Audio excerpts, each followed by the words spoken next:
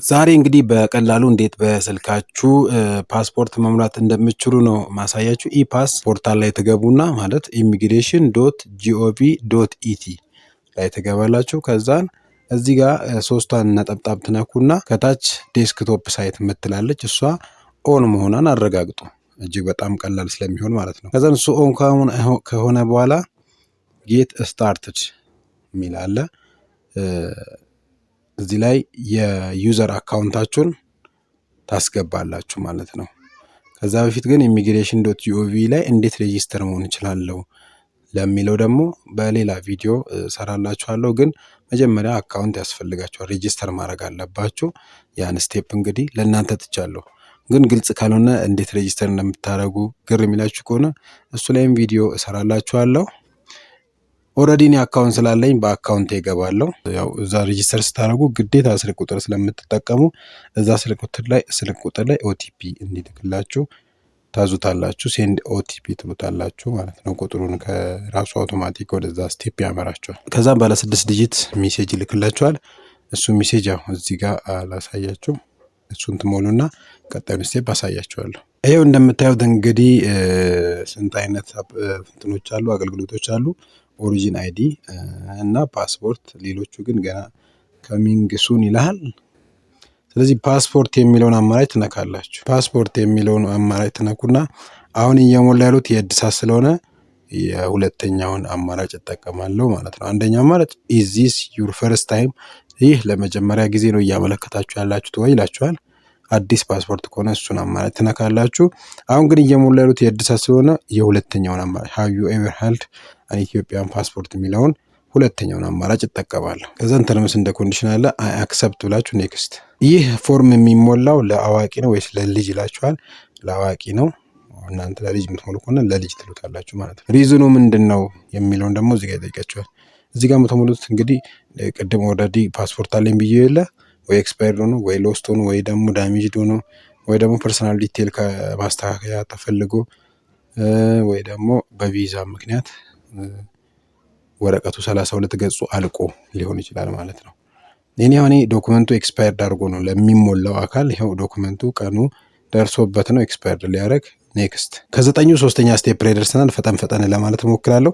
አፕሊካንት አይደንቲፊኬሽን ይላል። ይህ ማለት የአመልካቹ መለያ ማለት ነው። ስለዚህ በምን ለየው አይደንቲፊኬሽን ታይፖች ተቀምጠዋል። እዚህ ጋር ምን ተቀመጡላችሁ? ሬዚደንት አይደንቲፊኬሽን ነምበር፣ ኢትዮጵያን ፓስፖርት፣ ገቨርንመንት አይደንቲፊኬሽን ነምበር እና ፋይዳ የመኖሪያ ሊሆን ይችላል፣ የቀበሌ ማለት ነው። እንዲሁም ፋይዳ ሊሆን ይችላል እና ኢትዮጵያን ፓስፖርት። አሁን ኦልሬዲ ፓስፖርት ያለው ሰው ስለሆነ እያመለከትኩለት ያለሁት ኢትዮጵያን ፓስፖርት የሚለውን እንደ መለያ መጠቀም እንችላለን። እዛ ልክ ይህን ስንሞላ ከዛ አይደንቲፊኬሽን ነምበር ማለት የሰውየው የፓስፖርት ቁጥሩ ሊታደስ አይደለ፣ የነባሩ ፓስፖርት ቁጥር እዚህ ጋር ከታች እዚህ ቦታ ላይ ይገባል። አይደንቲፊኬሽን ነምበር የምትለው ቦታ ላይ ይገባል። ዙም አድርጌ ላሳያችሁ። አይደንቲፊኬሽን ነምበር ማለት ቁጥሩ። ፋይዳ ከሆነ ደግሞ እዚህ ጋር የመረጣችሁት ፋይዳ ከሆነ የፋይዳ 16 ዲጂት እዚህ ጋር ታስገባላችሁ ማለት ነው። ከዛም ፈርስት ኔም እዚህ ጋር ጥንቃቄ ማድረግ አለባችሁ። እዚህ ጋር የምትሞሉት ነው። በኋላ ውይ ያለን ተሳስቼ ነው የዕለቱ የቀጠሮ ቀን ሄዳችሁ ተሳስቼ ነው የምትሉት ተቀባይነት የለውም። ስለዚህ እዚህ ጋር ስትሞሉ ፈርስት ኔማችሁን በአማርኛ በእንግሊዝኛ፣ የአባታችሁን በአማርኛ በእንግሊዝኛ፣ የአያታችሁን በአማርኛ በእንግሊዝኛ። ቀጣይ ደግሞ ስለ ጾታ ነው። ጾታ ሴት ወንድ ነው ያለው። ከዛን የበርዝ ዴት የሚለው እንግዲህ በሁለት አማራጭ ተቀምጦላችኋል። እናንተ የምታውቁት የአበሻውን ካላንደር በአበሻ ካላንደር ያለውን ከሆነ ኢትዮጵያን ትሉታላችሁ። በፈረንጅ ካወቃችሁ ደግሞ ግሪጎሪያን ትሉታላችሁ ማለት ነው። ስለዚህ በሁለቱም አማራጭ ተቀምጧል። ራሱ ካልኩሌት አድርጎ እዚች ጋር ኤጅ ወይ ደግሞ እድሜ የምትለዋን ራሱ ካልኩሌት አድርጎ አውቶማቲክ ይሰራዋል ማለት ነው። ቤዝድ ኦን ዩር በርዝ ዴት ነው እንግዲህ ይሄ የሚሰራው አውቶማቲክ ማለት ነው። ሪጅን ኦፍ በርዝ የት ነው የተወለድከው ይላችኋል። ሪጅኑ ኦሮሚያ፣ አማራ ወይ ደግሞ ሌሎች ትግራይ የተመሳሰሉ ክልሎች ኦልሬዲ ሊስት አውት ይደረጋሉ። እዚህ ጋር ስትነኩት ሁሉም ክልሎች አሉ። ስለዚህ ክልላችሁ መጥቀስ ነው ማለት ነው። ከዛም ፕሌስ ኦፍ በርዝ ማለት ከተማ ነው የምትጠቅሱት። እዚህ ጋር እንግዲህ አዲስ አበባ፣ አዳማ፣ ቢሾፍቱ፣ አሊያማ፣ ባህር ዳር፣ መቀሌ ልትሉ ትችላላችሁ ማለት ነው። እዚህ ጋር ግን ክፍት መሆን አይችልም። ክፍት ማድረግ አችሉም። ከዛም በርዝ ሰርቲፊኬሽን ነምበር ይላል። እሱ ግዴታ አይደለም፣ ቁጥሩም ባትሞሉትም ችግር የለውም፣ ኦፕሽናል ነው። ብትሞሉትም ደግሞ ሞር ይመረጣል፣ ግን አስገዳጅ አይደለም። ኦኩፔሽን የሚለው ደግሞ የስራ ሁኔታችሁን ነው የምትሞሉበት ማለት ነው። ምንድን ነው የስራ መሐንዲስ ናችሁ፣ የቤት እመቤት ናችሁ፣ ወይ ደግሞ ዶክተር ናችሁ የሚለውን ማለት ነው። እሱ ራሱ ልክ ስትነኩት እንደዚህ ዝርዝር ያስቀምጥላችኋል። ከዝርዝሮች ውስጥ እናንተ የስራ ድርሻችሁን መሙላት ነው ማለት ነው። ትሞላላችሁ። ከዛን ወደ ቁመት ይጠይቃችኋል። ቁመት ግዴታ አይደለም፣ ግን መሙላት ብትሞሉ የተመረጠ ይሆናል። ከምታውቁት ከሆነ ማታውቁት ከሆነ ግዴታ አይደለም። የአይን ከለር ማለት የአይን ቀለምና እንዲሁም የፀጉር ቀለም ሁለቱ ግዴታ ናቸው። ለምን ኮከብ ያለባቸውን ማለፍ አይችሉም፣ ኔክስትም አያስደርጋችሁም። እና እንግዲህ ይሄንን ያው ፐርሰናል ዲቴይል ስለሆነ ለእንትኑ የነገርኳችሁ እንጂ ያው ከፕራይቬሲ አንጻር ስሙን እዚህ ጋር እየጻፍኩ አላሳያችሁም። እና ስቴፖቹ እነዚህ ናቸው። ልክ ያው ይህን ሲጨርሱ ራሱ ወዴት ይወስዳችኋል? ኔክስት አርጉኝ ይላችኋል። ስለዚህ እቺ ስቴፕ ስሪ ላይ ያለችውን ሞላ አድርጌ ወደ ኔክስቱ ደግሞ ምን አለ የሚለውን አብረን እናያለን። ወደ ስቴፕ 4 ደርሰናል። እንግዲህ ስቴፕ 3 ላይ አንድ መነገር ያለበት ነገር አለ። የዘለኩት ምንድነው ሜሪድ የጋብቻ ሁኔታ ሜሪጅ ስታተሱ የጋብቻ ሁኔታ ነው። እዛው እንግዲህ ፐርሰናል ዲቴይል ላይ ሜሪጅ ስታተስ ግዴታ ነው። ያገባ ያላገባ የፈታ ሊሆን ይችላል። ብቻ ግን ያንን ስትሞሉ ግን ዶክመንት እንዳለ እርግጠኛ ሁኑ። ለምሳሌ ሜሪድ ካላችሁ መጨረሻ ዶክመንቴሽን ስቴፕ 9ኛ ስቴፕ ሚን 7ኛ ስቴፕ ላይ ምን ይጠይቃቸዋል? ዶክመንቴሽን ይጠይቃቸዋል። ስለዚህ እዚህ ጋር የሞላችሁትን እዛ ጋር ይጠይቃቸዋል። ያንን ማዘጋጀት እርግጠኛ ሁኑ። ካልሆነ ግን ዶክመንት ከሌለ ስለማያሳልፋችሁ ወይ ሲንግል ብላችሁ ማለፍ ነው። ፍቺም ከሆነ የፍቺ ወረቀት ያስፈልጋችኋል፣ እዛ ጋር ስለሚጠይቃችሁ ብዬ ነው። እሺ ለማንኛውም ወደ ስቴፕ 4 እንምጣ።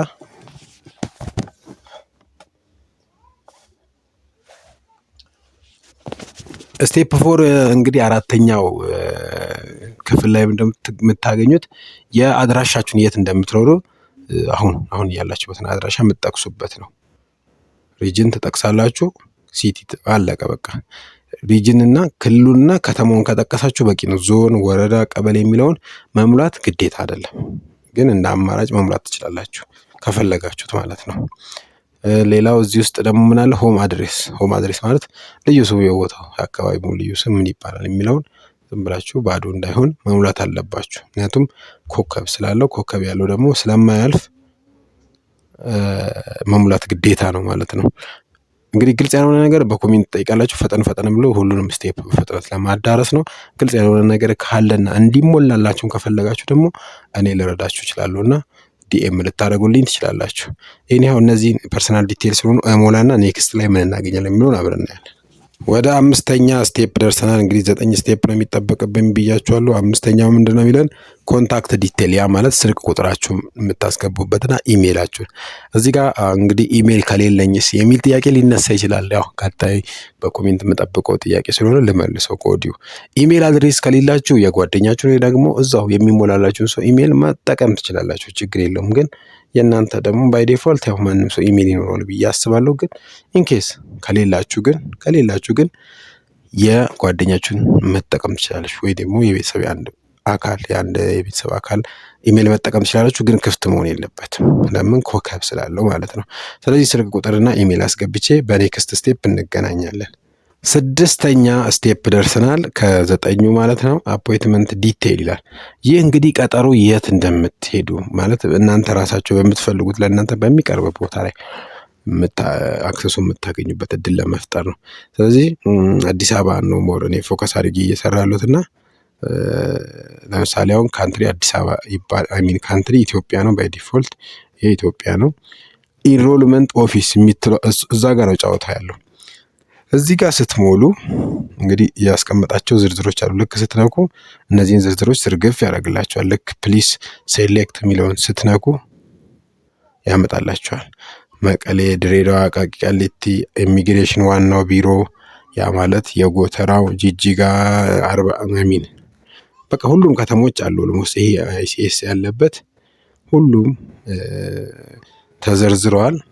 ስለዚህ አሁን ምንድን ነው የሚለያቸው እነዚህን ካላችሁ ደግሞ ሰርቪሳቸው እዚህ ጋር ከታች ሰርቪስ ታይፕ የሚላለ እንደምታዩት እና ሰርቪስ ታይፕ ስንት አይነት አለ? የ2 ቀን አለ፣ በ5 ቀን የሚደርስ አለ። እንዲሁም ደግሞ ኖርማል ሰርቪስ ከ45 ቀን ጀምሮ እስከ 4 ወር ድረስ ውስጥ የሚደርስ ማለት ነው። እድሳት ከሆነ ከ45 ቀን ባነሰ ጊዜ ውስጥ ይደርሳል። አዲስ ከሆነ ግን በትንሹ 4 ወር ሊፈጅ ይችላል። ምናልባት በትንሹ ሳይሆን በዛ ከተባለ ይቅርታ፣ በትንሹ አልኩኝ። ስለዚህ ከ45 ቀን እስከ 4 ወር መጠበቅ ሊጠበቅባችሁ ይችላል። ምን ከሆነ አዲስ ከሆነ። እድሳት ከሆነ ግን በ1 ወር ውስጥ ይደርሳቸዋል። ስለዚህ አሁን የትኛውን ሰርቪስ ነው የምንፈልገው የሚለውን ፈጣን የ2 ቀን ነው የምትፈልጉት ወይስ ደግሞ የ5 ቀን? የ2 ቀንና የ5 ቀን ሰርቪስ የሚሰጠው ኢሚግሬሽን ኦፊስ፣ ይህ ዋናው መስሪያ ቤት ጎተራ የሚገኘው ላይ ብቻ ነው። ይህንን ወቁ። የ2 ቀንና የ5 ቀን አገልግሎት ያለው ጎተራ የሚገኘው፣ ደግሜ እላለሁ፣ ጎተራ የሚገኘው የኢሚግሬሽን ቢሮ ላይ ብቻ እንደሆነ ማወቅ አለባችሁ። ስለዚህ ፈጣን ከፈለጋችሁ የምትመርጡት እዚች ጋር የምትመርጡትን ነገር ሚስ ማድረግ የለባችሁ። እዚህ ጋር ስትመርጡ ይሄው ኢሚግሬሽን ሲቲዝንሺፕን ብቻ የሚለው አይሲኤስ የሚለው ሳይሆን ሙሉ በሙሉ የተጻፈው ኢሚግሬሽን 1 2 3 ከጂጂጋ በታች ከ40 ምንጭ በላይ መሀል ያለው ማለት ነው። ስለዚህ በእሱ ሰርቪስ መገልገል ከፈለጋችሁ እሱን ስነቁ የ2 ቀንና የ5 ቀኑ ብቻ ነው የሚበራላችሁ። ኖርማል ሰርቪስ የለም እዛ፣ ፈጣን ብቻ ነው ያለው። አይ እኔ ፈጣን አልፈልግም እደርሳለሁ ካላችሁ ደግሞ እዚህ አዲስ አበባ ውስጥ 2 አለ። አንደኛው አቃቂ ቃሊቲ ያለው ነው። ሁለተኛው ደግሞ ለሚኩራ ያለው ነው። ስለዚህ ሁለቱ ኖርማል ሰርቪስ ነው የሚሰጡት፣ ፈጣን የላቸውም። እኔ አሁን ለዚህኛው እንግዲህ ለሚኩራን በመርጥ ያው 2 ዴይስ እና 5 ዴይስ ምንድነው ኢንአክቲቭ ነው። ኖርማል ሰርቪስ ብቻ ነው የሚበራው ማለት ነው። ስለዚህ እቺን ስታረጉ ሚስ እንዳታረጉ ማለት ነው። ስለዚህ ኖርማል ሰርቪስ ኦልሬዲ ኖርማል ሰርቪስ አገልግሎት ነው ፈልጎ አልኩት። ምክንያቱም የመረጥኩት ለሚኩራ አይሲኤስ ስለሆነ ማለት ነው። ከዛን የቀጠሮ ቀን ይለኛል። የቀጠሮ ቀን ስንነካ አፖይንትመንት ዴት የሚለውን ስንነካ እዩት የሚመጣልኝ ክፍቱ ቀን መች ነው? ጁን 24። ስለዚህ ጁን 24 ነው ክፍት ያለው ማለት ነው። ጁን 24 ማለት ወደ አበሻ ቀይሮ ይነግራችኋል። ረቡዕ ሰኔ 17 2018 ማለት ነው። ክፍቱ ይሄ ነው ያለው። እናንተ በምትሞሉበት ሰዓት ደግሞ ያሉት ክፍት ቀኖች አይታወቁም መች እንደሆኑ፣ ግን ያለው በዕለቱ ይሄ ነው። ኮንፈርም እንለዋለን። ልክ ኮንፈርም ስኖ ሰዓት ያስመርጠናል። ምን ሰዓት ላይ ነው የሚመች? ዴት አስመረጠን፣ ቀን አስመረጠን። ከቀን ቀጥሎ ምንድነው ታይም፣ ሰዓቱ ከስንት ሰዓት እስከ ስንት ሰዓት ነው የሚመች ይልሻል። የሚመቻችሁ ይላችኋል። ስለዚህ ከ3 ሰዓት እስከ 4 ሰዓት፣ ከ5 ሰዓት ከ4 ሰዓት እስከ 5 እነዚህ ዋን ስፖት ሌፍት ማለት ምን ማለት ነው? እቺ ማለት አንድ ሰው ብቻ ነው እዛች ቦታ ላይ የሚገለገለው። አንድ ክፍት ቦታ አለች እና በዛች አንድ ቦታ አስገባይ ልትሉ ትችላላችሁ። ብቻ በዕለቱ መገኘት ነው እንጂ በዚህ በሰዓት ትሪት አትደረጉም። ሰዓት ስላሳለፍክ ተብላችሁ እንትነቱም፣ ግን ዞሮ በሰዓቱ ቀደም ብሎ መገኘቱ የተመረጠ ይሆናል።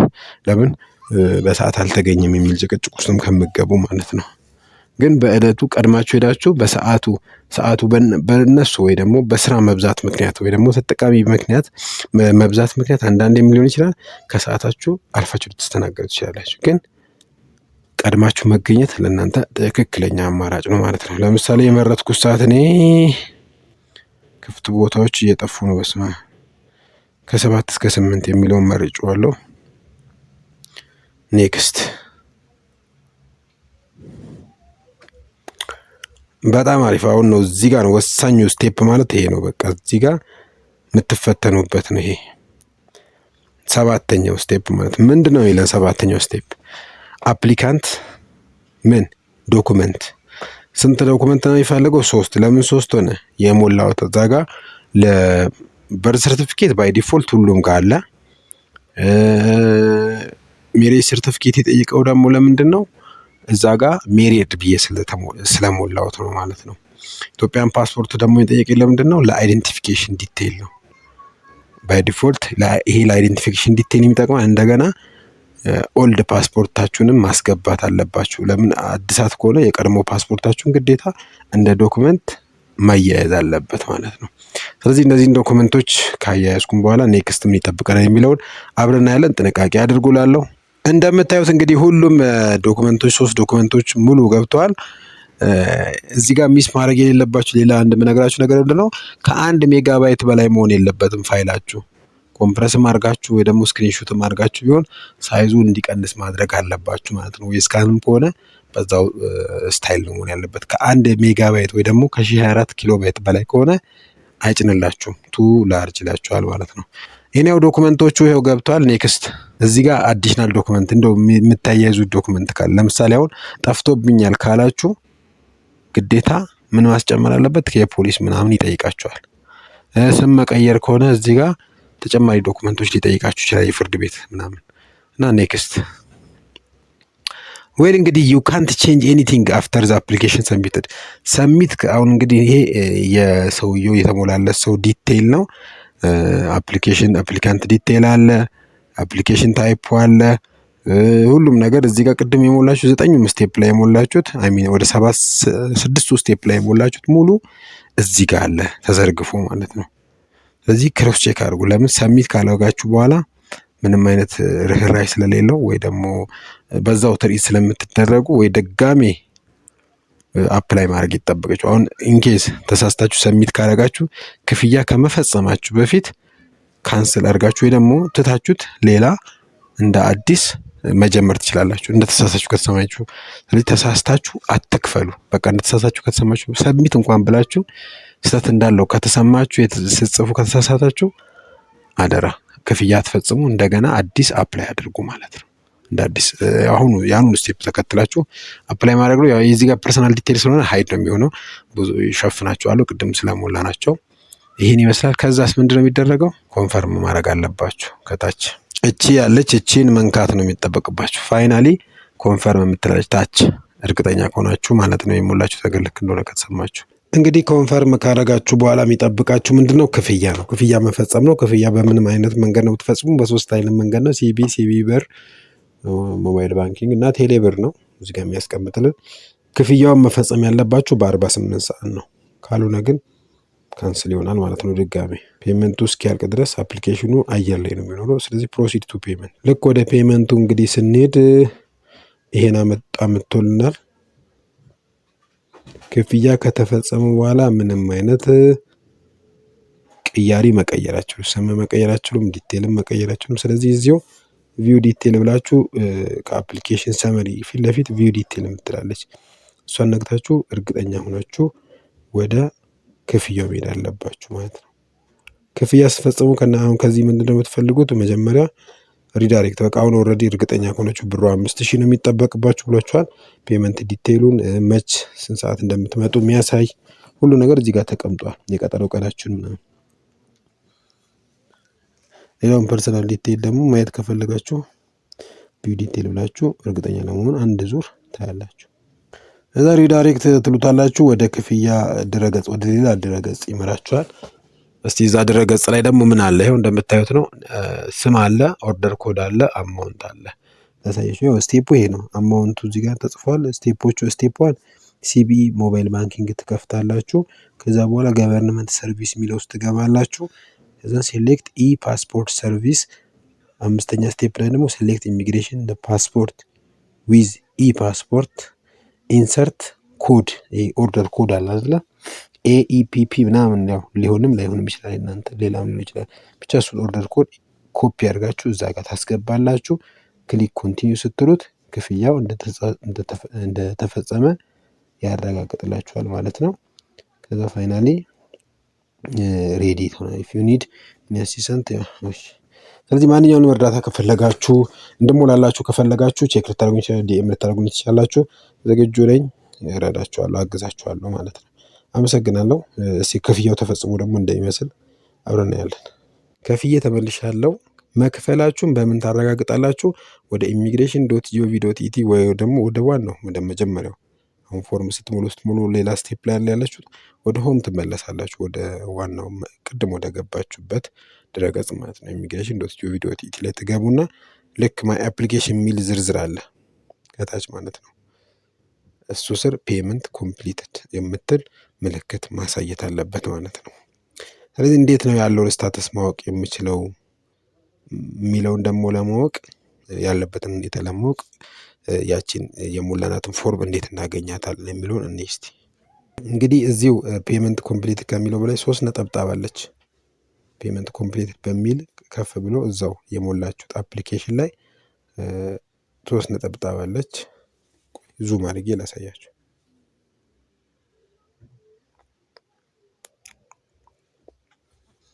እንደምታዩት ያው ፔመንት ኮምፕሊትድ ከሚለው በላይ እቺ 3 ነጠብጣብ ነገር አለች። እሷን ስንነካ ምን ያሳየናል? ቪው አፕሊኬሽን እና ፕሪንት አፕሊኬሽን ፎርም። ስለዚህ ፕሪንት ማድረግ አለባችሁ። ፕሪንት የሞላችሁት ፎርም ይሄን ይመስላል ማለት ነው። ይህ ፎርም የሚመጣው ግን ክፍያ ከፈጸማችሁ በኋላ ነው። ይሄንን ፎርም ፕሪንት አድርጋችሁ በቀጠሮው ቀን ይዛችሁ ትሄዳላችሁ። ከምን ጋር? ከልደት ሰርቲፊኬታችሁ ጋር፣ ከነበሩ ፓስፖርት ጋር አዲሳት ከሆነ ማለት ነው እና የቀበሌ መታወቂያ ከሆነ እንደ አይደንቲፊኬሽን የተጠቀማችሁት እሱን ይዛችሁ ትሄዳላችሁ። አሊያም ፓስፖርት ራሱን በራሱ አይደንቲፊኬሽን ስለሆነ የምትሞሉት እድሳት ሲሆን እሱን ይዛችሁ ትሄዳላችሁ ማለት ነው። ሌላ ባሪ ዶክመንት ካለ የስም ለውጥ ምናምን ካለ ደግሞ እሱን የፍርድ ቤት ማረጋገጫ የተለያዩ ነገሮችን ይዛችሁ ትሄዳላችሁ። በርዝ ሰርቲፊኬት እንዳትረሱ። እቺን ዶክመንት ደግሞ ፕሪንት አድርጋችሁ ይዛችሁ መሄድ እንዳትረሱ። ጨርሻለሁ። ጥያቄ ካላችሁ እንዲሁ ስትሞሉ ከተቸገራችሁ ደግሞ እባካችሁ በውስጥ አናግሩኝ፣ ዲኤም አድርጉልኝ። የሁላችሁንም እሞላላችኋለሁ። የተቸገራችሁ እድሳት ይሁን ወይ ደግሞ አዲስ ይሁን ምንም አይነት እንትን ካላችሁ ፋይዳ ብቻ ካላችሁ በቂያችሁ ነው። አዲስ ለማውጣት ፋይዳ ካላችሁ ኢንኬስ የቀበሌ መታወቂያችሁ እንኳን ኤክስፓየርድ ቢያደርግ ማሳደሻ ጊዜ አጣችሁ ሳያረቀቅ ብትቀሩ በፋይዳ መሙላት ትችላላችሁ። አመሰግናለሁ። ቼክ አድርጉኝ።